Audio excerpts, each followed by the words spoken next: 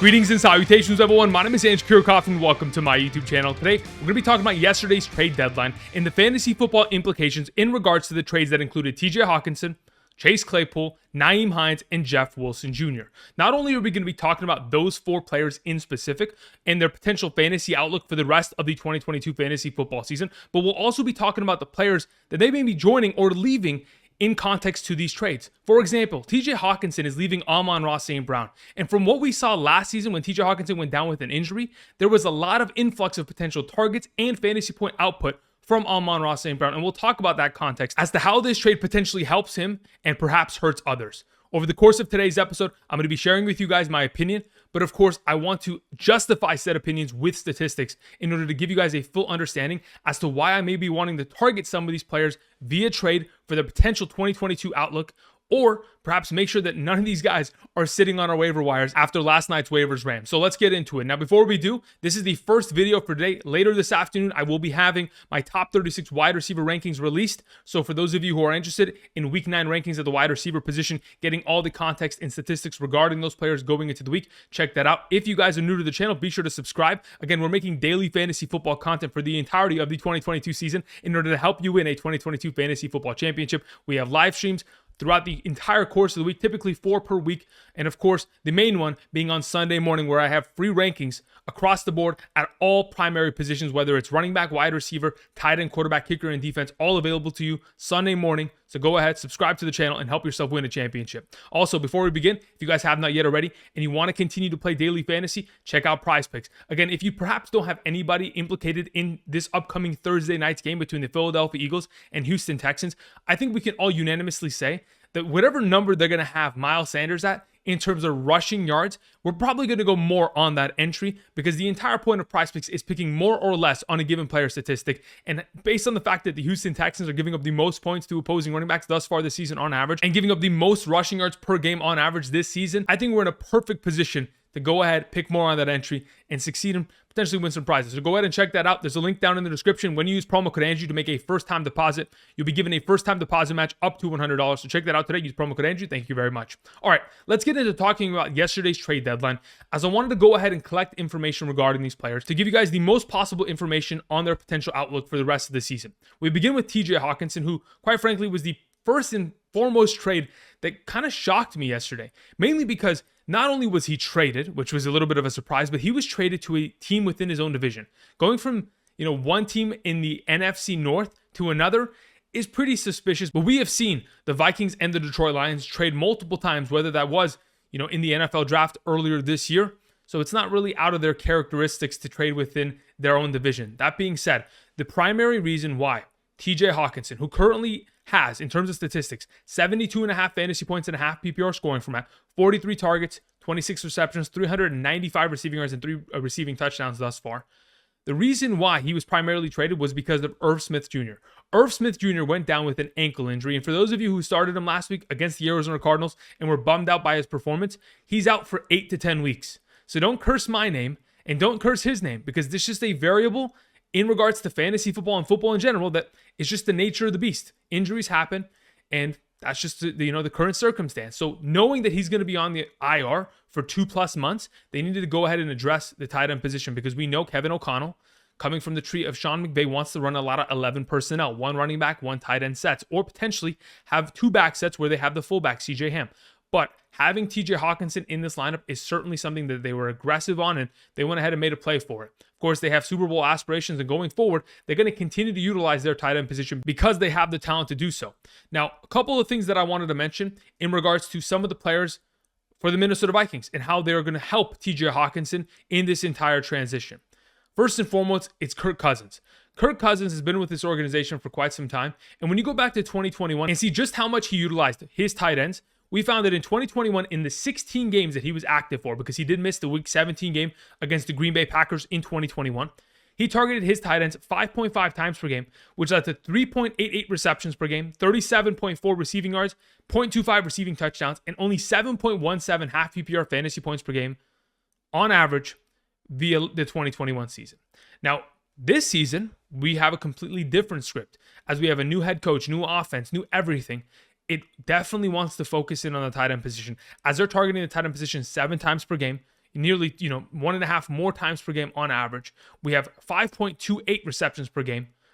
Same amount of yards, about 38 per game. 0.43 receiving touchdowns per game, a little bit of an uptick there throughout the first 7 games of their season, and 9.07 fantasy points per game. So across the board, everything is inclined in terms of the fantasy point contribution and statistical influx from the tight end position within this offense. And now that you go ahead and bring in a guy like TJ Hockenson, who thus far this season has only been averaging about 6 targets per game and 3.71 receptions per game, I think we're in a fantastic position to go ahead, give him all the opportunity from what's remaining in this tight end position, and of course, see him be a top 10 tight end for the rest of the year. Of course, prior to this trade, he was averaging 10.36 fantasy points per game with the Detroit Lions. I think as soon as he, joins this team, he will probably be in that 9 to 10 range going forward in terms of averages. He's going to have himself blow up games. He's also going to have underwhelming games, but that's just the nature of the beast in regards to the tight end position as a whole, considering how important touchdowns are. Now, speaking of touchdowns, other implications in regards to this offense as a whole, when it translates to Kirk Cousins. Of course, Kirk Cousins is going to benefit anytime you bring another receiving option in, his fantasy value goes up. But I don't think this affects Justin Jefferson in any way. I don't think this affects Osborne. Maybe it affects Adam Thielen because we know how dependent he is, especially down in the red zone. So that's probably the biggest, negative throughout this entire trade. It's mainly that Adam Thielen will probably see less touchdowns by the end of the season because you bring in such an effective tight end play that is going to be a weekly standout, especially in the red zone. So that's probably the biggest negative in the entire Minnesota Vikings conversation. Outside of that, I think this is a perfect match for TJ Hockenson. Now, when we talk about what he leaves in Detroit, Brock Wright is a name that I've seen multiple times pop up in the comment section already from yesterday's video in regards to Andrew. Do we think that Brock Wright can fill in and be a guy that we can trust going forward? And I want to first and foremost say probably not. Brock Wright is in his second year. I think he has a career total of 18 receptions. Outside of him, they have Mitchell James. He's a rookie tight end, and he's really hasn't done much. And the reason why I don't really feel confident in regards to Brock Wright going forward, or even Mitchell James, is because none of them have really stood out over the course of their college careers, much less even their NFL careers, whether it's been the opportunities they've been given when TJ Hockenson has missed time or even in the preseason. So we've kind of seen what the Detroit Lions want to do at the tight end position. And it's mainly when TJ Hockenson is not active, they do not want to play and utilize the tight end position in any sort of capacity. In 2021, we had the privilege of seeing a glimpse of that. From weeks 14 through 18, when TJ Hockenson had a season-ending injury, there was a 5-game span in which the tight ends Brock Wright and Shea Zylstra combined for 18 total targets, 11 receptions, 109 receiving yards, 1 receiving touchdown, and 22.4 fantasy points. Again, that's a 5-game span in which they only had 11 receptions between the two of them and only 18 targets. So obviously, without TJ Hockenson out there, they typically don't want to utilize the tight end position. But guess who had themselves a lot of upside in the absence of TJ Hockenson? Well, it was Amon-Ra St. Brown, who we all remember from weeks 14 through 18 of last year was averaging 11 targets per game, 8.2 receptions per game, 95 receiving yards per game, and a touchdown per game, while averaging 21.16 half PPR fantasy points per game. There's a lot of potential here for Amon-Ra St. Brown, and this may be the trade that purely unlocks his potential for the rest of the season. Because we have already seen thus far this year that Amon-Ra St. Brown is still that guy, and they want to utilize him at a higher capacity. And the absence of TJ Hockenson absolutely presents more and more opportunity for him to just do that and dominate. The reason why, it's because of where TJ Hockenson primarily lines up within this offense. As of thus far this season, in terms of slot receiving within the Detroit Lions offense, the number 2 slot receiver behind Amon-Ra St. Brown has been TJ Hockenson. He's had 13 total targets, lead to 9 receptions, 154 receiving yards, and a touchdown from the slot position. Number 2 in terms of targets at the position within this team. Now, in terms of short distance receptions, between 0 to 9 yards, he's also number 2 behind Amon-Ra St. Brown. 25 targets leading to 18 receptions, 224 yards, and a touchdown. So now that you go ahead and you eliminate his slot role and his short yardage receiving role, guess who's going to go ahead and eat all that up? It's not going to be Brock Wright. It's not going to be Mitchell James. It's going to be Amon-Ra St. Brown, who, of course, we know, when given ample opportunity, will succeed. In the 4 healthy games he's already played this year, the guy at a base minimum is putting up 6 receptions and 64 receiving yards. Imagine what the potential of Amon-Ra St. Brown is if you go ahead and uplift his overall target base.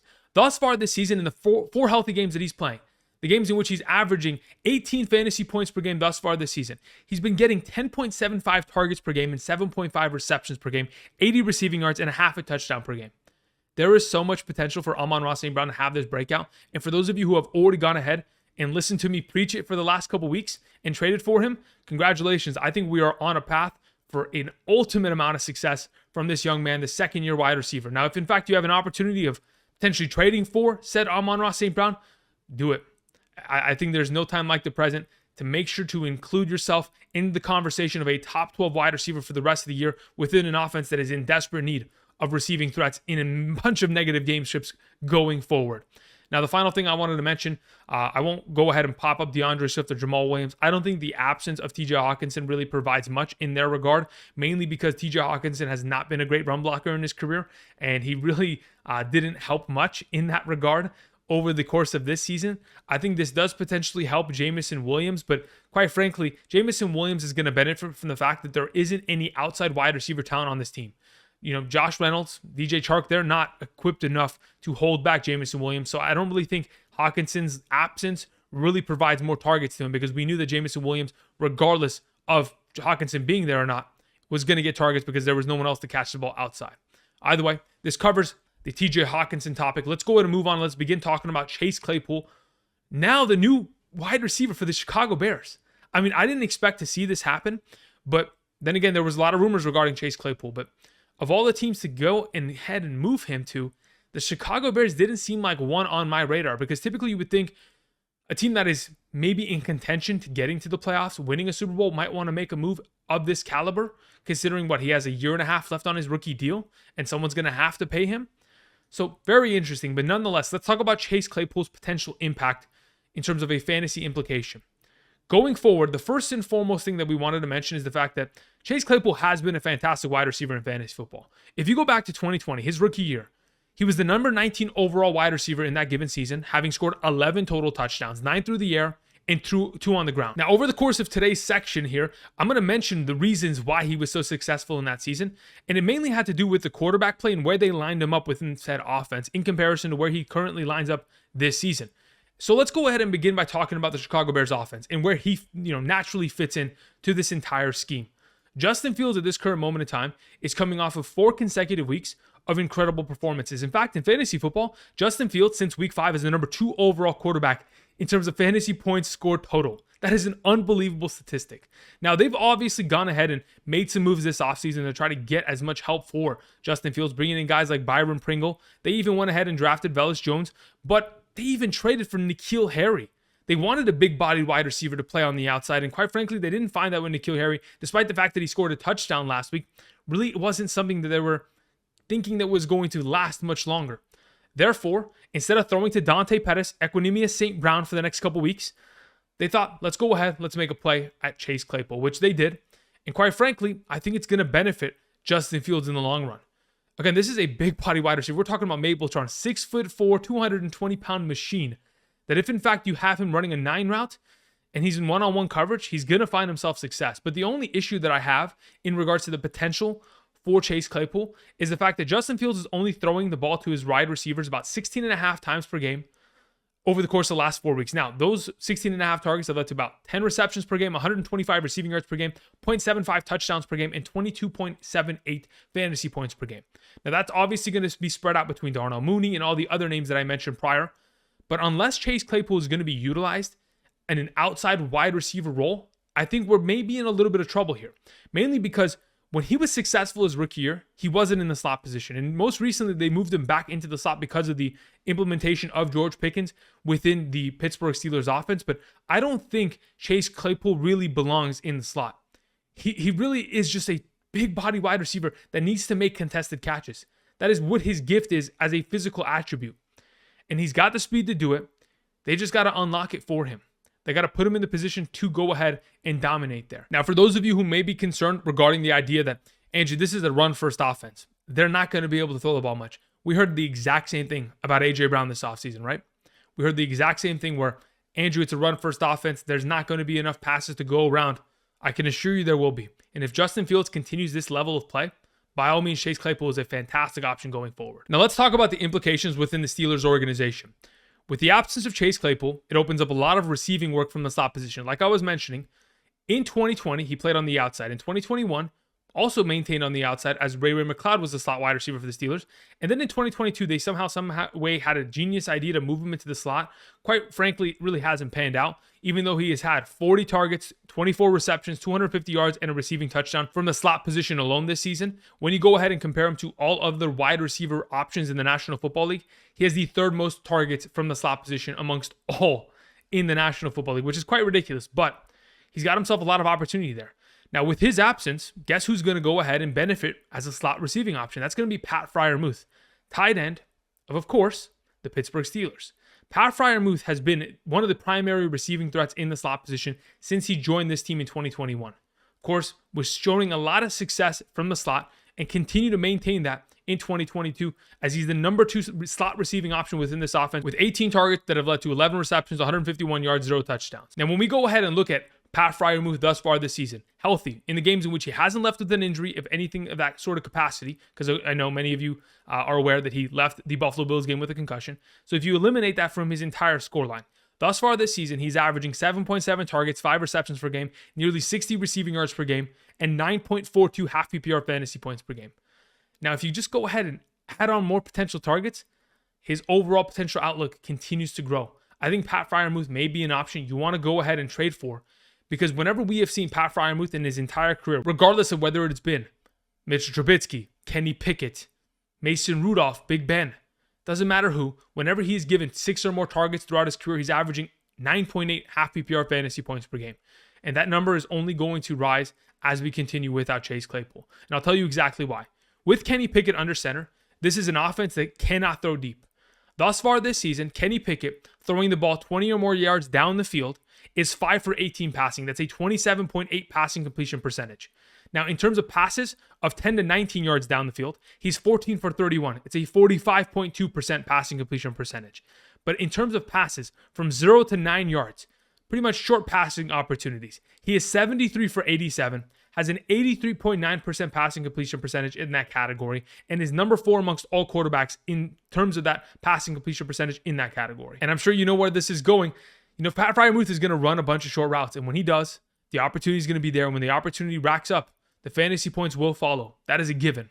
We know this to be the truth because we saw it last season. When Ben Roethlisberger could not throw the ball 20 yards down the field because of his shoulder, not because of his accuracy, but because his shoulder strength wasn't there any longer, he looked towards Freiermuth, and there's a reason why Freiermuth was averaging over 11 fantasy points per game with Big Ben under center after week 5. There was so much upside within that combination between the two. This is something we're going to see Matt Canada focus on in the coming weeks, getting his young quarterback, of course, acclimated with his young tight end and kind of making that safety blanket play there for the future. Outside of that, in terms of the potential of this affecting the running backs of this offense as a whole, I don't really see that as something that's going to make a difference for the Pittsburgh Steelers. Again, Najee Harris, Jalen Warren, they're both splitting, total receptions, so that doesn't really make a difference. But when we potentially talk about George Pickens and or Deontay Johnson, this could make a huge difference. Deontay Johnson is still getting himself a boatload of targets, and if it continues to go up, that's great for a full PPR scoring format. But outside of that, we know that Deontay Johnson doesn't score touchdowns. But George Pickens, on the other hand, is going to be the guy that hopefully gets a little bit of movement. Maybe he gets, a couple plays from the slot position. Hopefully continues to play outside, as he is the number 1 outside receiver for this offense in terms of deep receiving targets. He has 16 total deep receiving targets, 8 total receptions at that capacity. And because of those 8 receptions, 171 of his 388, that's 51% of his total receiving yards, are coming from plays in which he's receiving the ball 20 or more yards down the field. Of course, if you continue to get him the deep ball opportunities, George Pickens is going to find success. But if you move him around, get him some slot opportunities, I think he only improves going forward within this offense. All right, let's go ahead. Let's move on. And let's begin by talking about Jeff Wilson Jr. moving from the San Francisco 49ers to the Miami Dolphins. And one of the main reasons many of us dropped Jeff Wilson Jr. in the last couple of weeks is because Christian McCaffrey was obviously traded from the Carolina Panthers to the 49ers. And with that being the case, and the fact that this team has drafted rookie running backs over the course of the last couple of years, whether it has been, Tyrion Davis-Price, whether it's been Elijah Mitchell, we knew that Jeff Wilson's time was done in the 49ers organization. But luckily, he was traded to an organization that he's very familiar with, one that is now ran by the head coach, Mike McDaniels, who used to be the offensive coordinator last year for the San Francisco 49ers. So there's already a blend-in connection there. I mean, again, former teammates with Raheem Mostert, who's currently the starting running back of this team. We have ourselves an offense that in terms of the running game is identical in terms of scheme and formation as to what Kyle Shanahan does in San Francisco. I think this is a perfect fit, and he immediately is going to make an impact. Now, I want to talk about Jeff Wilson Jr. thus far this season. In terms of total statistics, he was able to put up some great numbers overall. Now, his biggest prime contribution was between weeks 2 through 5, in which in that 4-game span, this guy was averaging 13.63 fantasy points per game and was getting himself 15 touches per game minimum throughout the entirety of that time. Now, over the course of the last couple of weeks with McCaffrey back in here and kind of taking away opportunities, obviously Jeff Wilson faded away. But going into this offense with Raheem Mostert, maybe a little bit of the same, because since week 4, Raheem Mostert has been getting himself 15 touches minimum per game, averaging 11.84 fantasy points per game. And going forward, the upcoming schedule for this offense is extremely advantageous, and the starting running back is going to benefit, taking on Chicago, Cleveland, Houston.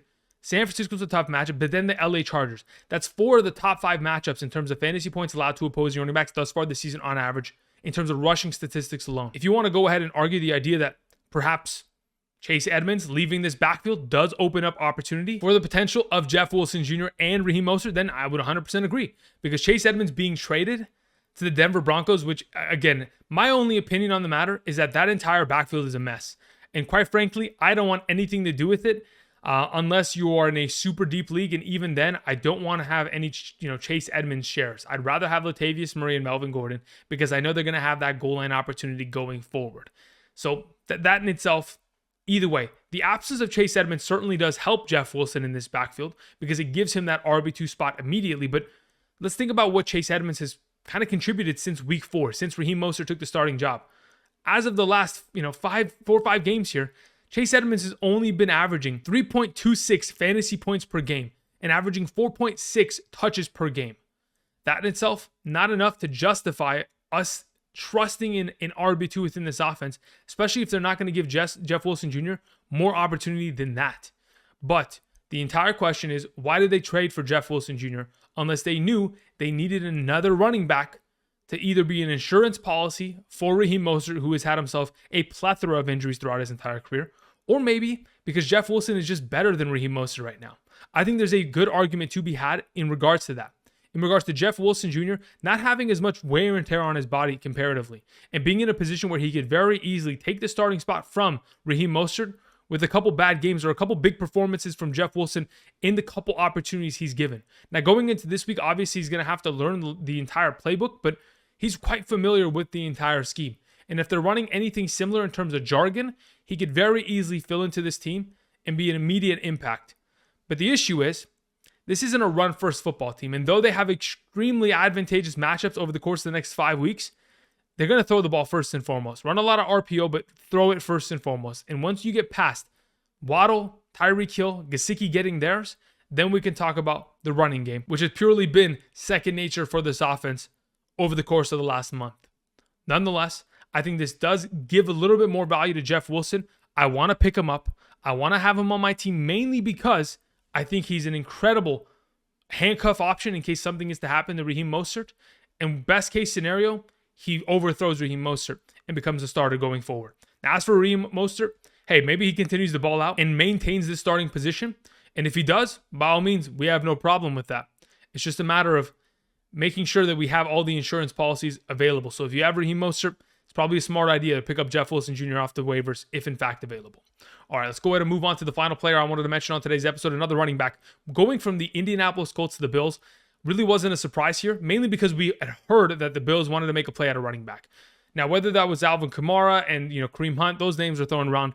But let's go back to the offseason. Do you guys remember when the Bills almost had J.D. McKissic signed, and then all of a sudden he backs out of the deal and goes back to the Washington Commanders and signs with them?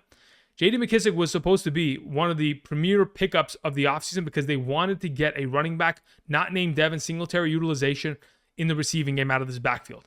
They went ahead and supplemented not getting J.D. McKissic in the offseason by drafting James Cook. James Cook obviously hasn't panned out for them, and they typically wouldn't make a trade going after Nyheim Hines unless they trusted James Cook in that role. So really the young rookie, running back out of Georgia's going to have to wait his time and is probably droppable at this point. But going forward, Nyheim Hines and Devin Singletary, where does this backfield kind of proceed for the rest of the 2022 season? And what kind of potential outlook do they have? Specifically, let's talk about Nyheim Hines. You go back to 2020, he was the number 20 overall running back in a half PPR scoring format with 63 receptions on 482 total receiving yards and 4 receiving touchdowns in that given year. Now, in comparison to this year where he only has 25 receptions, 188 receiving yards, 0 receiving touchdowns, it's going to be tough to get 63 receptions in a season, much less be able to do that within a Buffalo Bills offense. And I'll tell you exactly why. When we're talking about the Buffalo Bills, a team that has only targeted their running backs 46 times this season for 35 receptions, 288 receiving yards, that's an average of 6.57 targets per game and 5 receptions per game.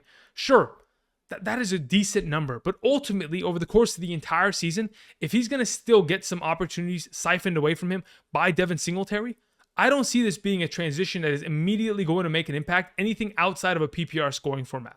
Sure, in a matchup in which the Buffalo Bills have to get themselves back into a game, have to throw for majority of a second half where they're in a negative game script, certainly Nyheim Hines presents a lot of value.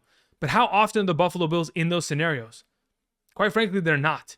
And with that being the case, Nyheim Hines really doesn't present much value. Now, sure, you can get him a couple rushing attempts and he can be effective on the ground. We saw him score a touchdown this last week. But ultimately, it does not convince me to 1,000% trust Nyheim Hines in this capacity. But as of right now, with Devin Singletary being the primary back from first and second down, I'm assuming they're going to alleviate some of the pressure of the receiving work off of Devin Singletary's entire plate. That obviously diminishes Devin Singletary's upside going forward. And if we're going to have a lesser Devin Singletary, a pretty much similar, maybe a little bit more upside Nyheim Hines going forward, this just seems to me like a running back by committee. And quite frankly, that doesn't entice me in any sort of capacity because we all know that Josh Allen is going to get those rushing touchdowns when they get down into the red zone. And that in itself pretty much demolishes any sort of value and or potential these guys would have to get themselves, a couple receptions in a game, some decent yardage on the ground, and then get that 6-point influx. Well, unfortunately, those 6-point influxes are few and far between within the Bills offense. Now, when we talk about what Nyheim Hines is leaving in his former team, the Indianapolis Colts, we got to bring up Jonathan Taylor because, again, he has been someone that has been highly talked about over the last couple of days because of his ineffectiveness and his injury that he is once again re-aggravated. As of right now, Deion Jackson is the immediate handcuff. I don't care about Zach Moss at this moment. I believe that Deion Jackson has proven enough from that game just a couple weeks back when Nyheim Hines and Jonathan Taylor were out. He was able to get himself 10 total receptions in that contest. The fact that he was able to do so has already given this organization enough confidence that he can be the Nyheim Hines of this team going forward. In an offense that just fired their offensive coordinator, has a terrible quarterback, and quite frankly just doesn't run the ball enough, and has a running back that's starting that is hobbled in the name of Jonathan Taylor, Deion Jackson's probably someone you want to pick up.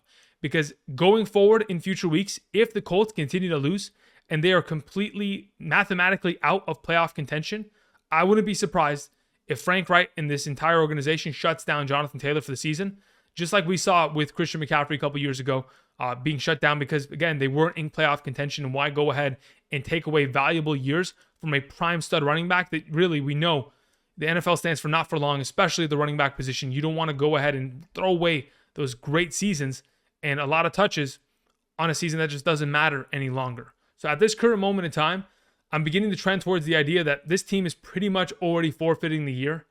And Jonathan Taylor, if he's on my team, I'm probably looking to go ahead and forfeit him myself. Give him away via trade. Try to get as much as I possibly can in return for him right now. But of course, have Deion Jackson available on your bench. Because when the time comes, the Indianapolis Colts will shut this man down if that injury gets out of hand. And of course, see a lot of Deion Jackson receiving work going forward. All right, that's going to cover it for me today. Those are the trade implications in regards to the NFL trade deadline that happened yesterday. Hopefully you guys enjoyed today's video as I gave you guys a pretty broad spectrum of context in regards to all the options that are definitely impacted due to the said overall trades, whether it was TJ Hockenson, all those teams there, Claypool, and of course, Jeff Wilson prior. Thank you everybody for watching. Be sure to click the like button down below. Check out the video that I post later today. We'll be talking about our Week 9 wide receiver rankings at a top 36 capacity, talking about matchups, and covering all those topics in regards to the wide receiver position. Be sure to subscribe to the channel. Help us get to our goal of 71,000 subscribers. Again, that's the next goal. Of course, we're looking to try to get to 80. We're trying to get to 90, 100K, but we'll take 71K. That used to be my high school football number. We'll take 71. That's a great number. Either way, thank you everybody for watching, and until next time, I'll see you guys. Peace.